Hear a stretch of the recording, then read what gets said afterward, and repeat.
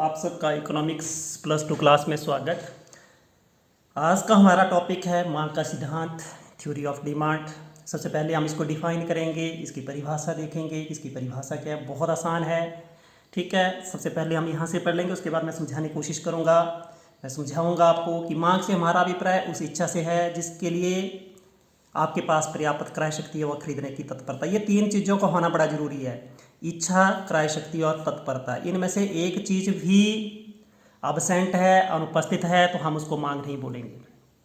जैसे मान लीजिए आपने ये डेफिनेशन समझ ली कि मांग से हमारा अभिप्राय उस इच्छा से है जिसके लिए आपके पास पर्याप्त क्रय शक्ति, क्रय शक्ति का मतलब मनी, पैसा, मुद्रा, और खरीदने की तत्परता, तत्परता का मतलब आप रेडी हैं खरीदने के लिए। ठीक है, मान लीजिए आप क्या करना चाहते हैं, एक रंगीन टीवी खरीदना चाहते हैं।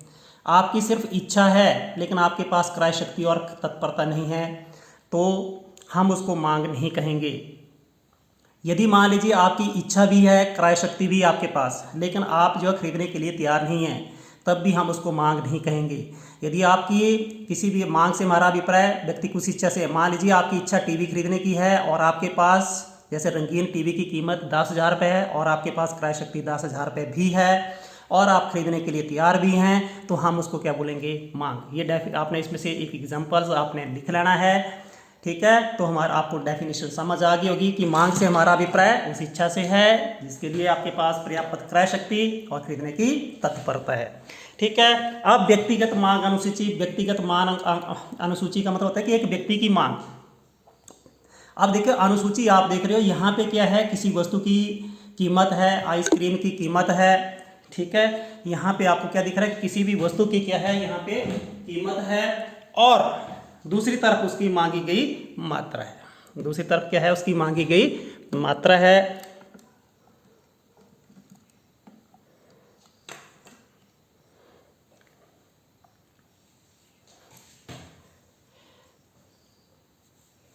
अब यहाँ पे आप देख सकते हो, क्या देखेंगे आप कि यहाँ पे देखिए, निश्चित समय में एक व्यक्ति की किसी वस्तु की विभिन्न कीमतों पर जितनी मात्राओं की मांग करेगा उस तालिका को व्यक्तिगत मांग अनुसूची कहेंगे।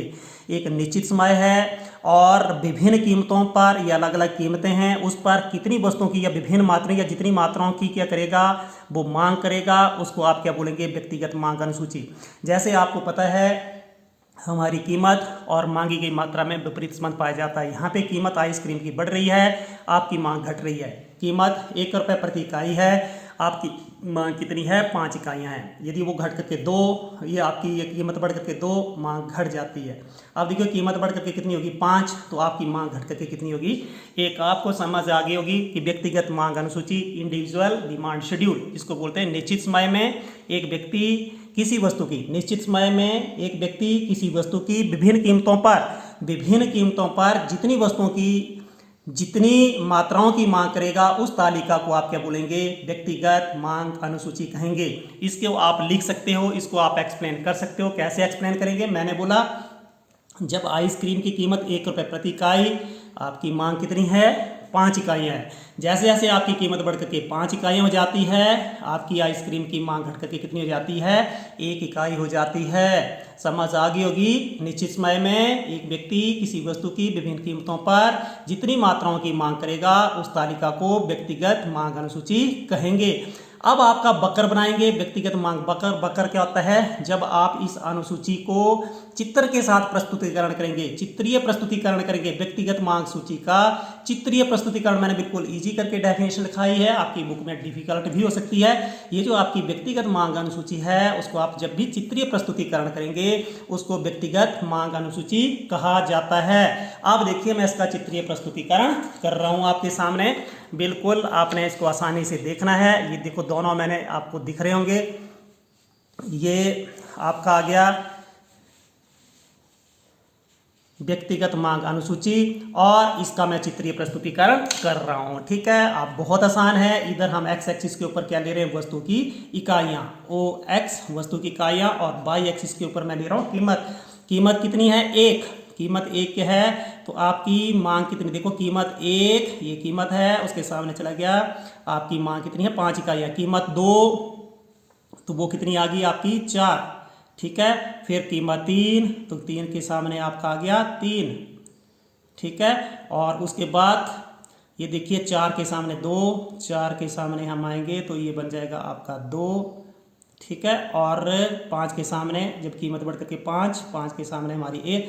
तो जब भी आप इसको मिलाएंगे, ये तो इधर उससे हाथ से बनाया, ऐसे आपकी एक स्ट्रेट लाइन आएगी। ये क्या बन जाएगा आपका डिमांड कर्व, ठीक है। अब आपने इसको मिलाना है, मैं मिला रहा हूँ। देखिए 1 तो 5 अब मिल जाएगा सही, 1 के ऊपर 5, 2 के ऊपर 4, 2 की सीध में चला गया मैं, देखिए ये 2 की सीध में, और ये मुझे बिल्कुल 4 प्राप्त हो रहे हैं।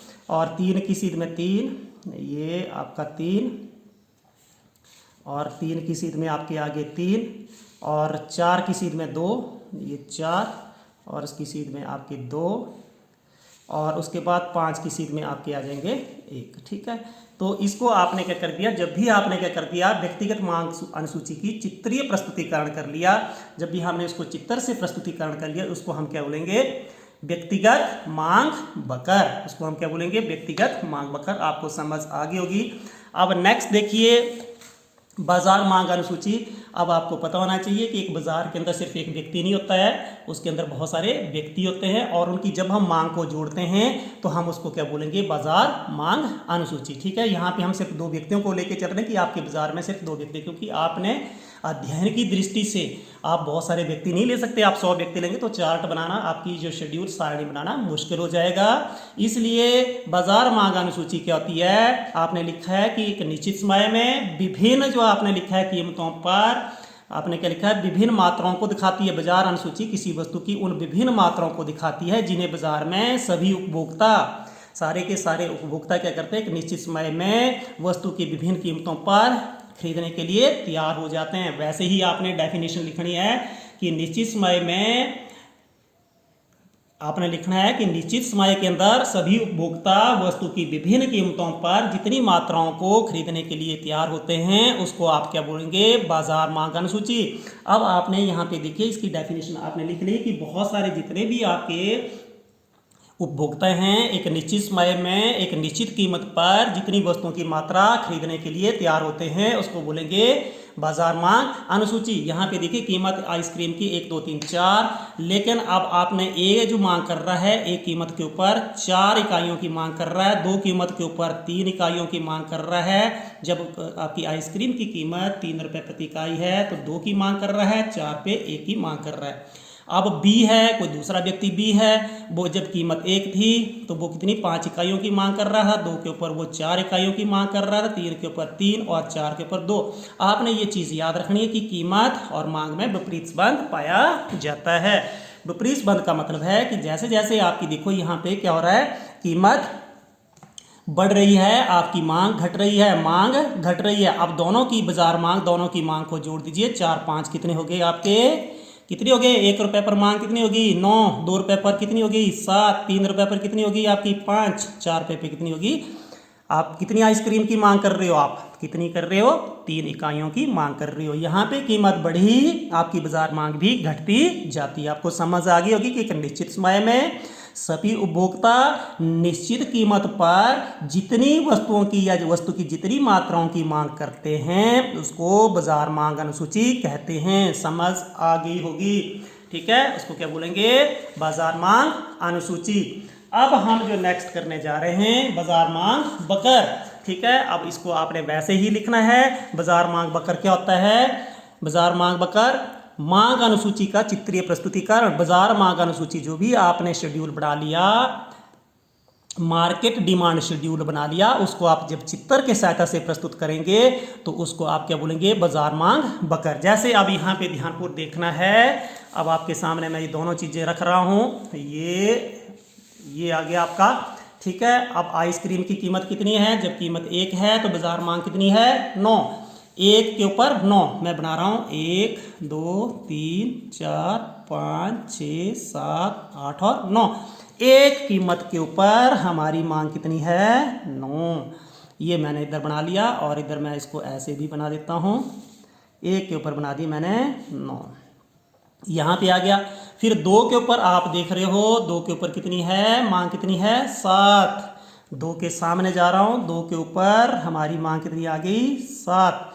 यहाँ पे 2 कीमत मांग घट करके 7। मैंने बोला कि जैसे जैसे कीमत बढ़ रही है आपकी मांग घट रही है। 3 के ऊपर 5, जैसे जैसे कीमत 3 हो गई तो आपकी मांग कितनी हो गई? देखो ये 3 के ऊपर कितनी आ गई? 5।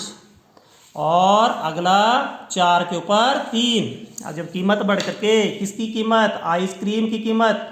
आइसक्रीम की कीमत 4 के ऊपर 3। 4 के ऊपर हमने कर दी 3, ये कर दी आपकी, ये होगी 3। जब आप स्केल और पेंसिल से करेंगे तो बिल्कुल आपको आसानी से समझ आएगी। जब आप इसको मिलाएंगे तो ये जो आपका बन रहा है ये क्या बन गया आपका? डीडी। बहुत आसान है। ये डीडी मांग बकर क्या है? आपका बाजार मांग बकर है। बाजार मांग बकर मैंने यहाँ पे डेफिनेशन बिल्कुल आसान सी लिख दी कि जो भी आपकी बाजार मांग अनुसूची थी उसका आपने चित्रीय प्रस्तुतिकरण कर दिया, उसको आप क्या बोलेंगे? बाजार मांग बकर कहते हैं। तो इसकी ढलान भी कैसी होती है? ऋणात्मक। ऐसी ढलान जा रही है। एक देखो जैसे जैसे आपकी कीमत बढ़ रही है, हम इधर आ रहे हैं, यहाँ पे थे हम पहले, कीमत बढ़ने पे आप किधर चले गए? इधर।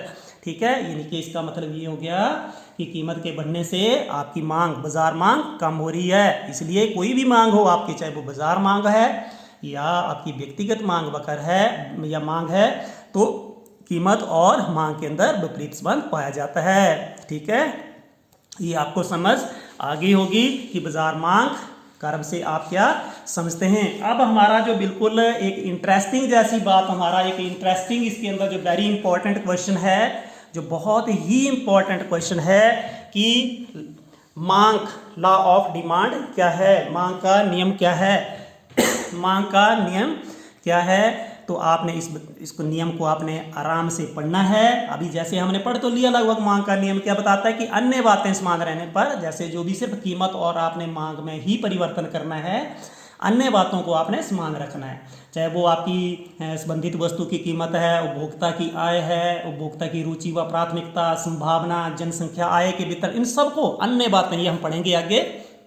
समान रहने पर होता क्या है? जब अन्य बातें समान रहने पर होता क्या है? जब किसी वस्तु की कीमत बढ़ जाती है, कीमत बढ़ेगी तो आप क्या करेंगे? कीमत बढ़ने पे क्या हो जाता है?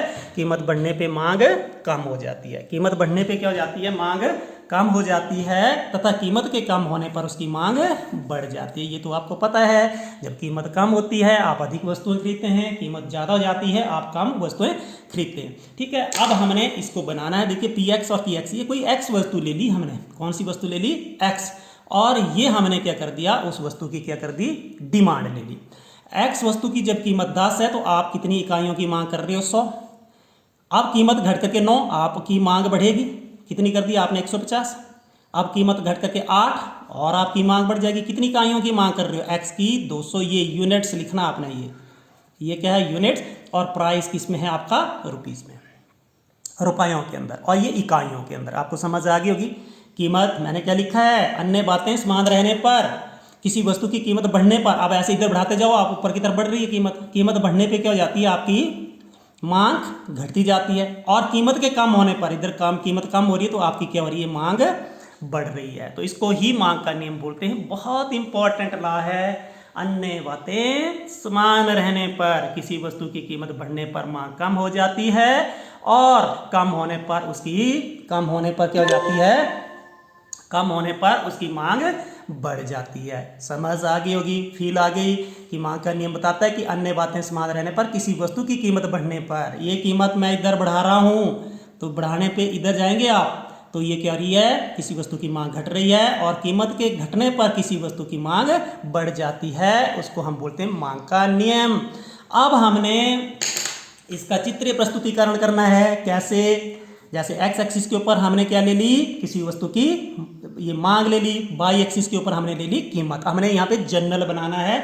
इसको भी बना सकते हो आप, जो ये मैंने सारणी बनाई उसको भी आप रेखा चित्रीय प्रस्तुतिकरण कर सकते हो, लेकिन मैं यहाँ पे जनरल बना रहा हूँ। जैसे मान लीजिए कीमत कितनी थी आपकी? ओपी। ठीक है, तो मांग मान लेते हैं हमारी कितनी है? ओ से एल। अब ये इसको हम प्रदर्शित करेंगे कैसे? इसकी सीध में भी आ जाएंगे, इसकी सीध में भी आ गया। ठीक है, ये बिंदु आ गया हमारा ए। कीमत कितनी थी? ओपी। अब आपने यहाँ पे लिख सकते हो, इसको सारणी पे भी लिखना आपने कि कीमत जब 10 थी तो हमारी मांग कितनी थी 100, और कीमत घट करके जब 8 हो जाती है तो हमारी मांग बढ़ करके 200 इकाइयाँ हो जाती हैं। ये थोड़ा सा लिख लेना आपने, ठीक है। थोड़ा एक्सप्लेन जरूर करना क्योंकि हर चीज़ वीडियो लेक्चर में एक्सप्लेन नहीं की जाती। अब रेखा चित्रीय प्रस्तुत कर, जब कीमत कितनी है आपकी ओपी, यहाँ पे आपने प्राइस लिखी और यहाँ पे हम क्वांटिटी डिमांडेड लिख रहे हैं। कीमत कितनी है आपकी ओपी, तो हमारी मांग कितनी है ओएल, है ना, कितनी ओएल। अब कीमत घट करके कितनी होगी OP1। अब आपकी मांग बढ़नी चाहिए, कहीं पे भी बढ़ा दो ये OL1 हो जाएगी। यहाँ पे इसकी सीध में चले जाओ आप यहाँ पे, ठीक है, ये आपने बना दिया। तो ये OP1 घट करके तो ये आपकी मांग क्या बढ़ गई, बढ़ करके OL1 हो गई, ठीक है। अब ये बिंदु बन गया B। अब इसको आप मिलाएंगे तो ये मिला दिया मैंने, ये क्या बन गया आपका मांग वक्र। और मांग वक्र की ढलान कैसी होती है आपको पता होना चाहिए, ऋणात्मक होती है।